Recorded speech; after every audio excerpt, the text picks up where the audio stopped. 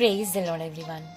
జీవపు ఊటలలోని ఈరోజు జీవవాక్కు మార్కు సువార్త 10వ అధ్యాయం 30వ వచనం.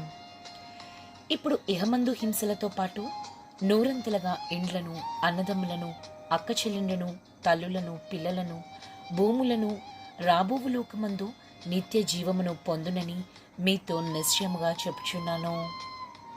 నువ్వు ఒక్కసారి ప్రభు తట్టు చూస్తే ఆయన జీవితం అంతా నిన్ను చూసుకుంటాడు. నువ్వు ఒక్క అడుగు ఆయన కోసం ముందుకు వేస్తే ప్రతి అడుగున నీతో ఉంటాడు. అది మన యేసయ్య లెక్కంటే.